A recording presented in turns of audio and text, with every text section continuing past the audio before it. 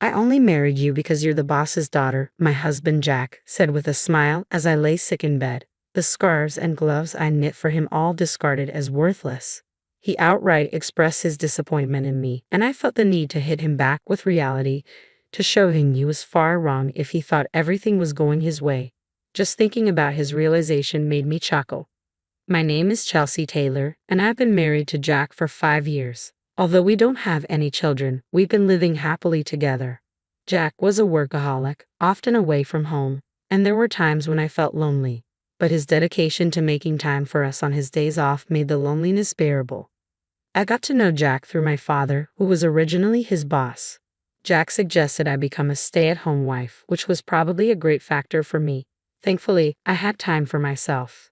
So while supporting Jack, I got along with neighbors, started sewing, and worked out. I tried various things to fill my void, but what I particularly enjoyed was sewing and knitting. Every winter, I would give Jack scarves and gloves.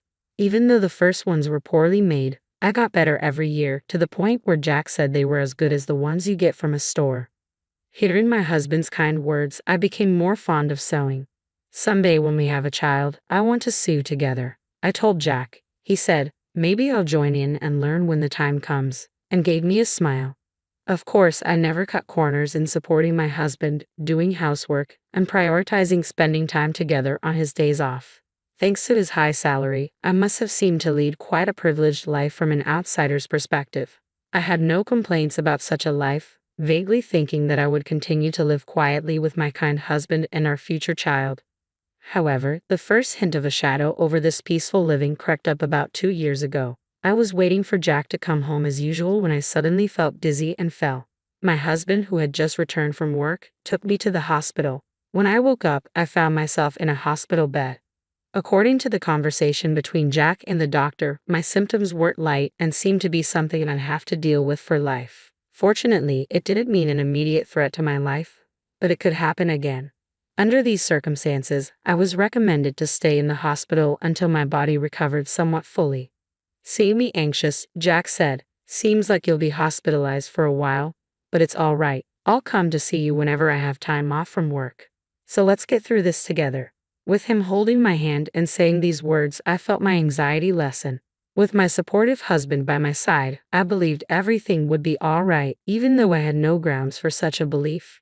Since then, Jack visited me almost daily as he promised. He held my hand and asked me how I was doing. If I mentioned that my days at the hospital were boring, he would bring me my favorite sewing tools, and we would sew together and chat about trivial things that happened that day. Spending time teaching my clumsy husband how to sew was especially fun, and each time we did it, I was able to forget the boredom.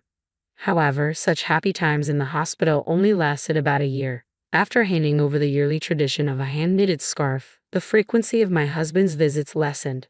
Now, it's good if he shows his face once every few weeks. At first, I thought my husband must be busy with work and continued my sewing, planning to give him the finished product the next time he came. According to the doctor, I was told that I would be discharged by the end of the year, so I thought I would give him some gloves. Then, I put all my feelings into making the gloves to make up for the time we had been apart. However, when my husband finally came to visit me after a long while, he looked at the gloves I handed him and coldly said, "You're still making these? It's frankly a nuisance." What he then handed to me was the scarf I had painstakingly knitted for him and a divorce paper. The scarf I had worked so hard on last year showed no signs of being worn. It was just as pristine as when I had given it to him. "Has it been 2 years since you've been hospitalized? I heard you'd be discharged soon, but I can't keep taking care of you," he said. "We should get a divorce." I turned my gaze to the divorce papers. Upon hearing these words, Jack had already signed the papers. Seeing that, I thought, so it has come to this. To be honest, ever since he stopped visiting, I had considered this possibility multiple times. To brush off that thought, I even tried to convince myself that he was just busy with work. But the Jack I knew would never neglect me, no matter how busy he was. If his work really had gotten busier, he would have told me. I had a feeling things would turn out this way when he stopped showing up without any explanation. That's why I managed to ask him why he wanted a divorce without too much distress. I wasn't trying to cling to Jack. In fact, I knew I had probably become a burden to him. If the kind Jack I knew said he wanted a divorce, then I guess I had no choice. But it was Jack who told me we'd get over this together, so I was somewhat curious as to why he had changed his mind. In response to my somewhat dazed question, Jack said, "Isn't it obvious? Ever since I married you, all I've had are troubles. I'm sick and tired of the scarves and gloves you give me every year. I only married you because you're the boss's daughter. How can I be expected to deal with you getting sick on top of everything else?" He laughed at me in a way that seemed to be making fun of me. He told me that he was tired of dealing with me, who had been innocently enjoying our life together. Every time I talked about happiness, love, or loneliness, it seems he thought I was a fool for it. Who can even wear a handmade scarf without feeling embarrassed nowadays? Receiving such things is a nuisance and annoying. When I looked at Jack's neck as he was talking, I saw a high-end scarf that I didn't remember giving him. Certainly, when compared to the scarf I made, it was of superior quality, and there was no need to compare which was better. I wondered if he had never used any of the items I'd given him till now. He must have been irritated by them all along, and I just wasn't aware. After I was hospitalized, my father retired soon after and was no longer at the company. Hence Jack didn't have to be considerate towards me anymore. And if his wife was ill, it would provide a convenient excuse at work. Furthermore, for the first year, he made a show of visiting me in between his work. I could imagine my father, prior to his retirement, often speaking about this at work, portraying my husband as a good man who works hard while caring for his ill wife. It was obvious that he had established this persona and was well regarded by his colleagues. That was what he wanted, and it seems the value he saw in me was realized when I fell ill.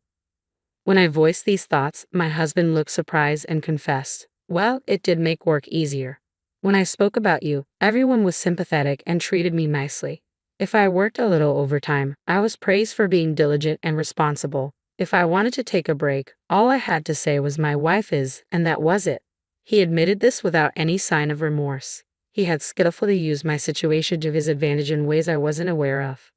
As for my name's up for the next promotion, I mean, they're all idiots, but I have to thank your illness for that, he continued. As I listened to him with my eyes downcast, I lifted my gaze after he finished talking. What I saw was an ugly grin, and the man I loved was nowhere to be found. I understood that this was his true nature. "Well, if I could be of help, that's good. We probably won't see each other again, so take care," I simply said and handed back the divorce papers. He had no use for me after receiving them and quickly turned on his heel to leave. Thus our divorce was finalized, and I quietly wept. After some time, I was discharged from the hospital and returned home with my parents. When my father heard about what had happened, he raised his voice. "I never thought he would be that kind of guy," he said. But to me, it didn't matter anymore. I calmed my father down and told him that I wanted to move back to my parents' home. Once I finished tidying up the house, my parents were understanding and told me to do what made me happy. For now, I decided to live with my parents. Before that, though, I decided to visit the house. Where I had lived with my husband, however, a problem arose. The front door lock wasn't working. Confused, my parents and I looked at each other and decided to ring the doorbell, only to be greeted by a stranger. In my bewilderment, I asked him about the situation, and he said he had bought the house a little while ago. It seemed he had been living there for a few months already and appeared to be happily living with his wife and child. My parents' anger only grew with this revelation, but I chose not to disturb the new family. I bowed my head and quietly left. However, I couldn't just let things be, so I immediately contacted my husband. He casually responded on the phone, "Ah, yeah, I sold it while you were in the hospital. I'm keeping the sales money as compensation. It was my house to begin with, so you have no complaint, right?" I couldn't help but let out a sigh at his nonchalant words. I wish he could told me sooner. From what I gathered from the new owner, the house had been sold quite a while ago. My husband probably put it up for sale about a year ago, around the time he stopped showing up. Even if he intended to divorce me at that point, selling the house without any discussion was just outrageous. Our divorce had already been finalized with the submission of our signed divorce papers. However, since I was in the hospital, we had agreed to discuss compensation and asset division after my discharge. We had planned a meeting for next week, but my husband had taken action on his own, which was just unbelievable. What was even more troubling was that my husband didn't seem to think he had done anything wrong. That's why I told him calmly over the phone, "You really don't know anything, do you?" "Huh? What do you mean?" he asked, sounding puzzled. To which I responded, "I'll explain in detail next week." And then I hung up. I smiled at my worried parents and told my father I had a favor to ask. I shared my thoughts with him and asked him to prepare for what was to come. I see. I've got it all prepared, the necessary documents. The discussion is next week, so there's not much time. But we'll manage somehow, my father said, offering a slightly troubled smile. As a father, he probably feels some guilt for recommending my husband to me. His anger at my husband seemed to fuel him to do whatever he could. I thanked my father and waited for the day of our discussion. Imagining my husband's face at that time brought a smile to my face for the first time in a while. With my father's help, I prepared for the meeting. The place we chose for our discussion was at my family's home. My parents and I sat in a line, with my husband sitting alone across from us. Surely, he knew that my parents were angered by the divorce, but he didn't seem to care anymore.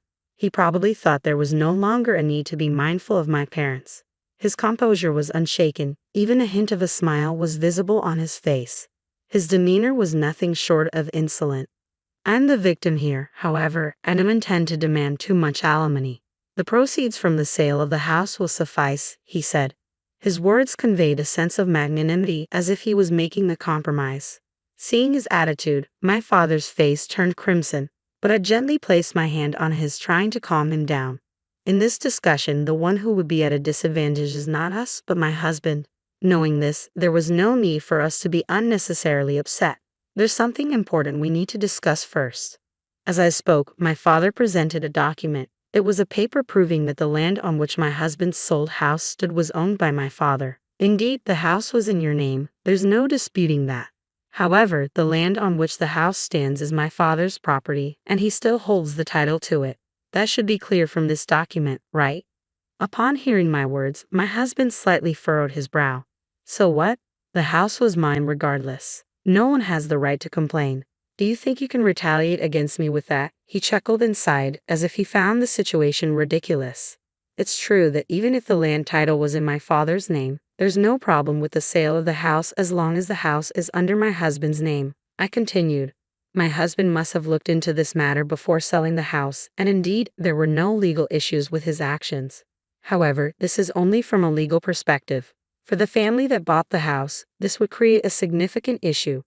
You sold the house, didn't you? But considering we have the rights to the land, my father can demand rent from the family living there.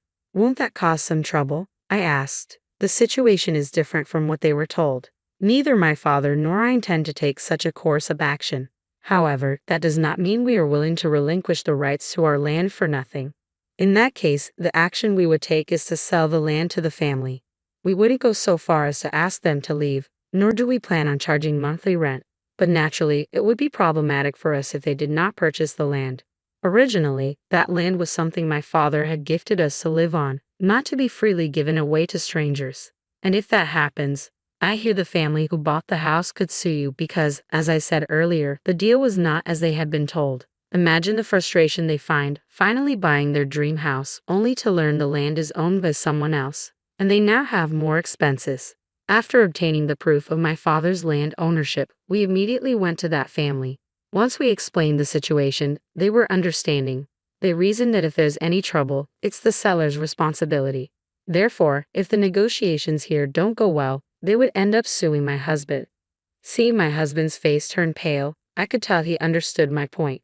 He seemed to realize that no matter what, he would incur a significant amount of money due to his mistake. In a trembling voice, he asked, "What should I do then?" To this, I smiled and responded, "The family could purchase the land from us and consolidate the ownership.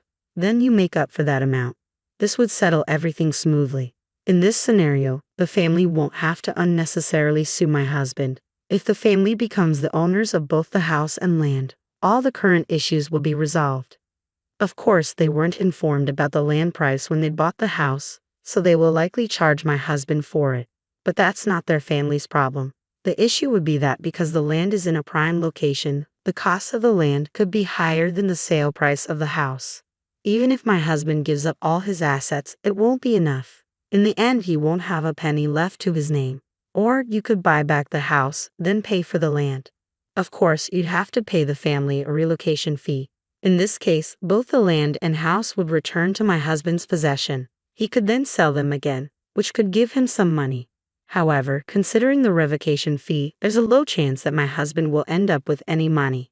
Whichever option he chooses, my husband will be at a loss. Also, about alimony, I've been mentally distressed by your actions. I plan to claim compensation for that, so keep that in mind. All this time, my husband Jack used me as a pawn in his pursuit of promotion at work.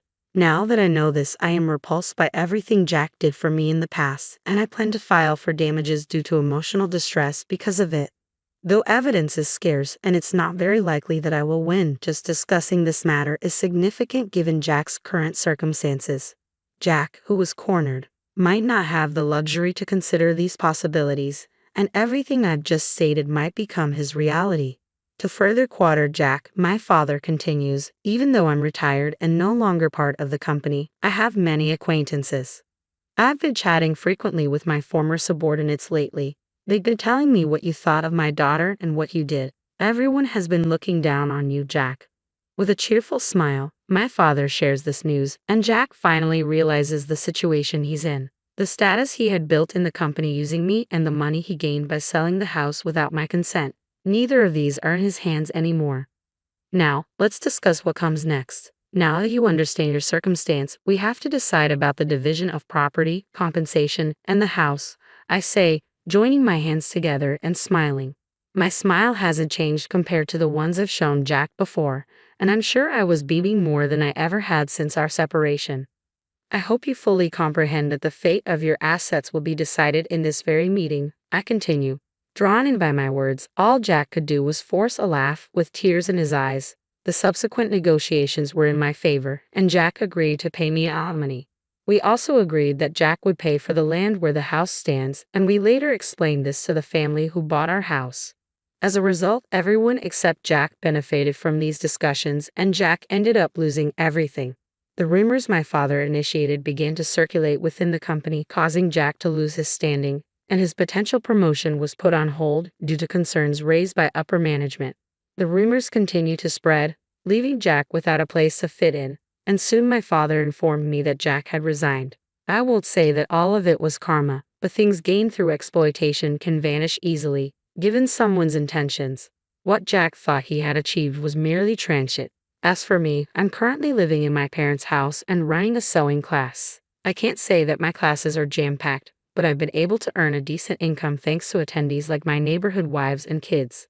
While I couldn't make it happen with my own children, like I once told Jack, I've now realized that sharing the things I love with others indeed brings me happiness.